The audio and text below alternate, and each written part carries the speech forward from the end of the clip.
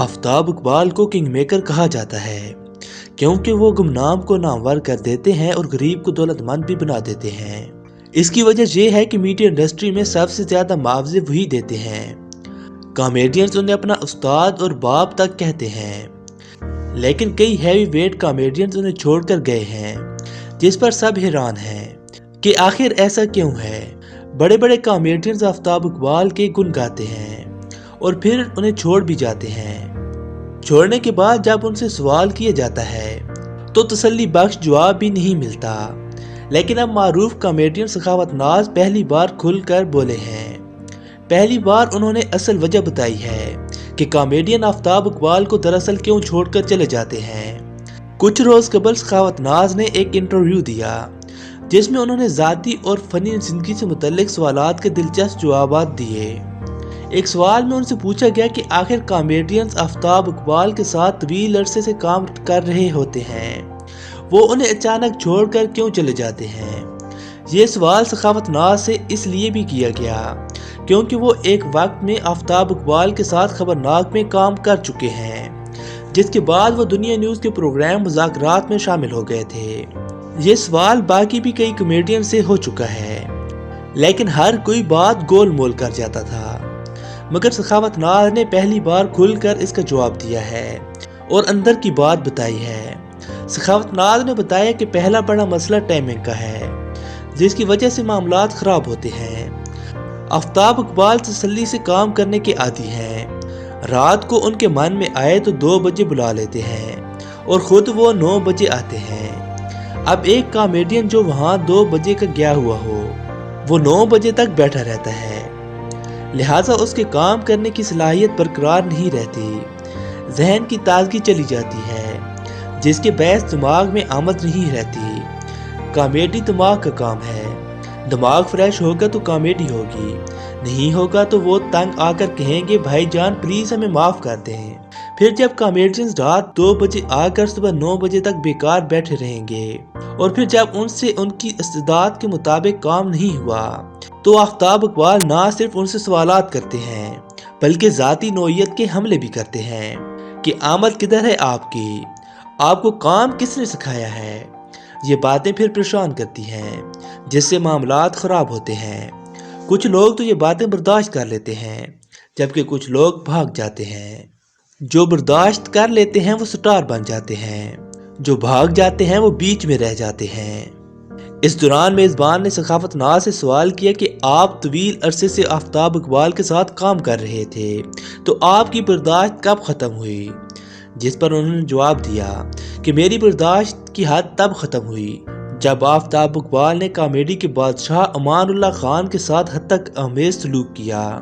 अमानुल्लाह हमारे बाप का दर्जा रखते थे, हम उन्हीं की वजह से इस फील्ड में आए, कामयाब हुए।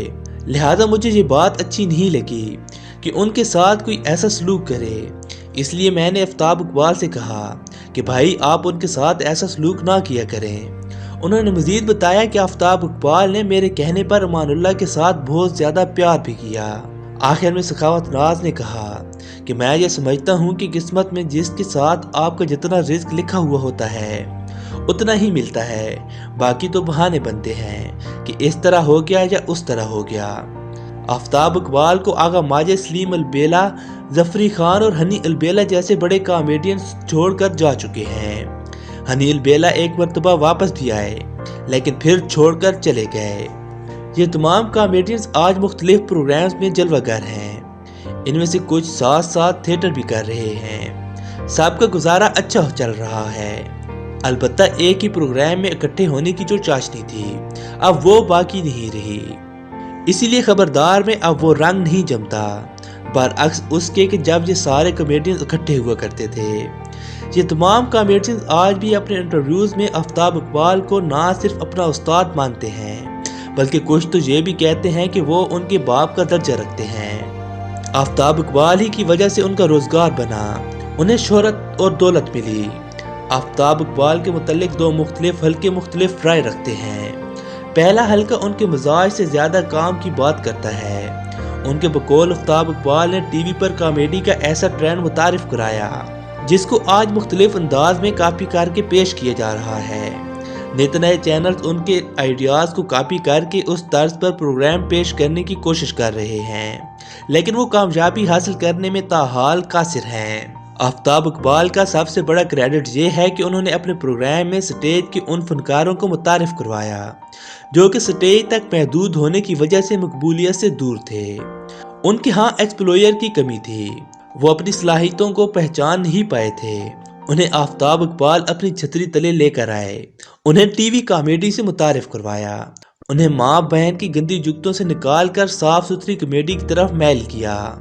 आम तौर पर स्टेज पर काम करने वाले फनकारों को मिरासी जैसे तकहीर अमेज अलकाबात से नवाजा जाता है, लेकिन आफ्ताब इकबाल ने अपने शोज में कॉमेडियंस को जो इज्जत और मुकाम दिलवाया वो अपनी मिसाल आप है। हनी अलबेला जैसे फनकार जिन्हें स्टेज में ज्यादा कामयाबी नहीं मिली, उन्हें कामयाबी दिलवाने में आफ्ताब इकबाल का कलीदी किरदार रहा। दहाइयों तक स्टेज पर हुक्मरानी करने वाले अमानुल्लाह खान को भी आफ्ताब इकबाल अपने शो में लेकर आए।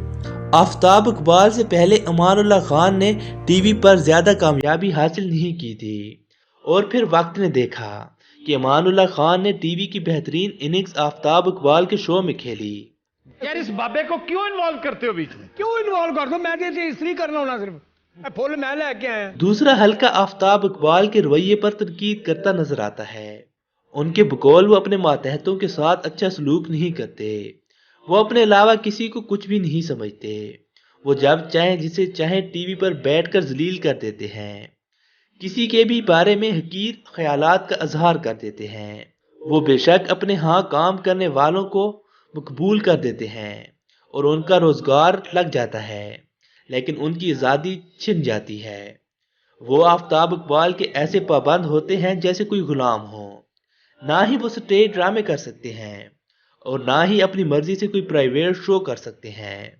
आफ्ताब इकबाल से मिलने वाला अच्छा मुआवजा जहां उनके लिए बहुत बड़ी कामयाबी होता है, वहीं उनकी जिंदगी मुश्किल भी बना देता है, जिसके चलते उन्हें फैमिली तक को भी टाइम देना मुश्किल हो जाता है।